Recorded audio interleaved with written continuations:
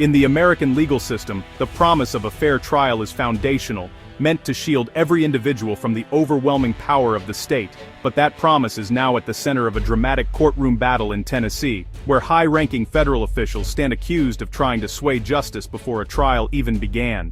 Their public statements about a defendant have led to accusations of defamation and disregard for court rules, forcing a federal judge to cancel a scheduled trial and investigate the government's own conduct. This case isn't just about one defendant, it's a test of the integrity of our legal framework, exposing how public commentary by officials can poison the well for an impartial jury. As we dive in, we'll explore the social media posts that ignited the controversy, the rules allegedly broken, and the powerful precedent that gives judges the authority to control what's said about a pending case.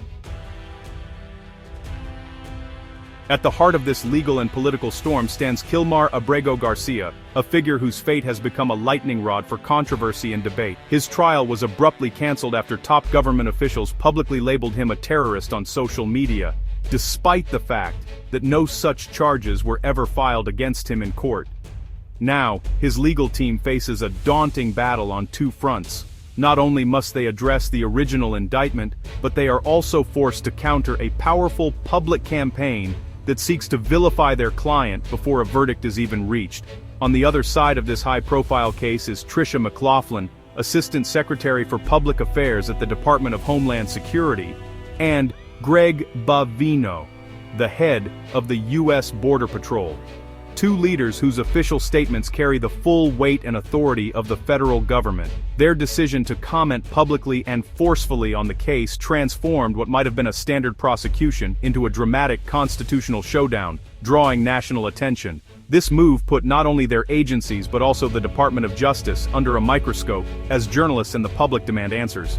Judge Crenshaw, presiding in Tennessee, responded by halting the trial entirely and shifting the focus to a rare investigation into the government's own conduct, including whether the prosecution was motivated by vindictiveness or improper influence from above.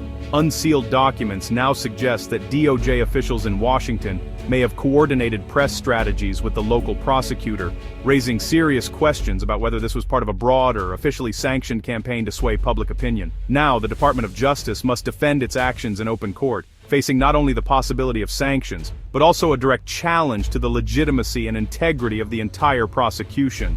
The outcome of this case could set a precedent for how government officials interact with the justice system, and how far their influence can reach.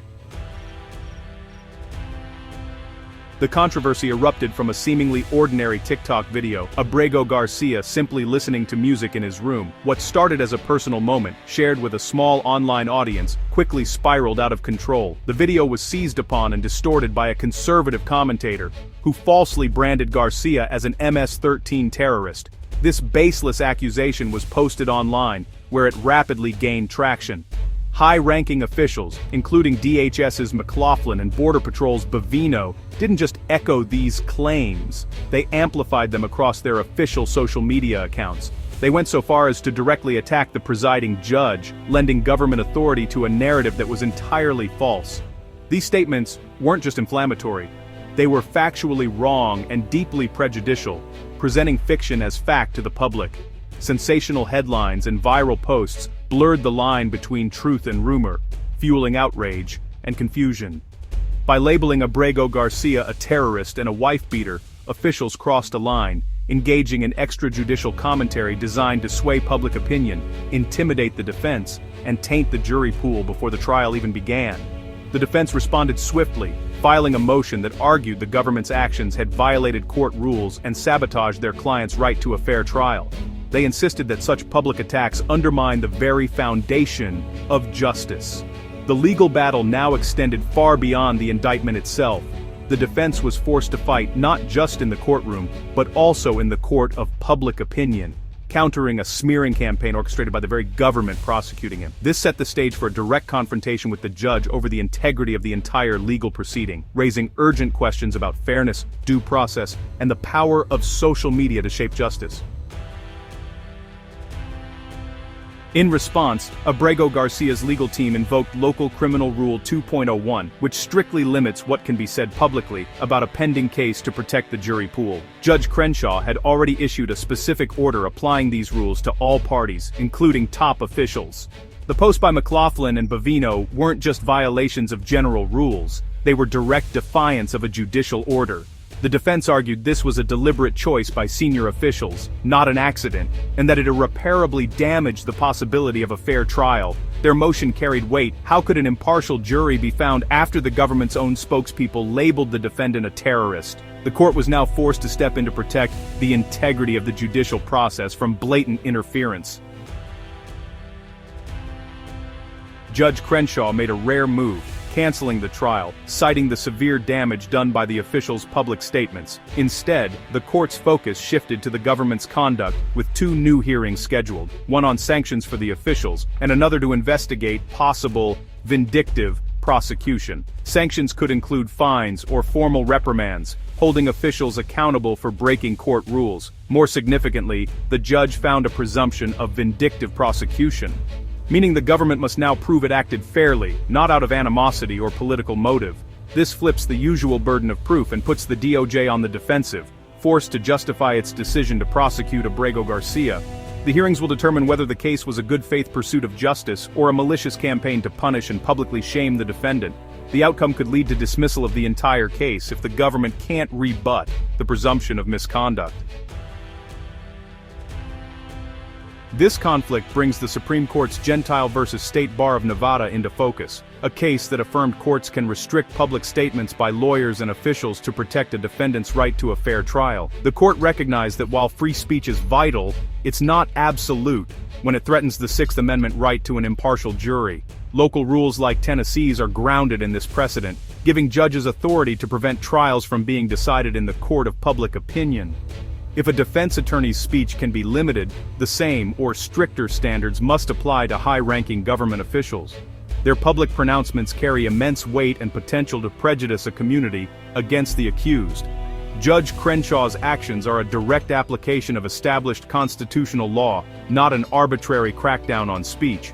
The Gentile case reminds us, justice requires facts to be tested in court, not through headlines or social media.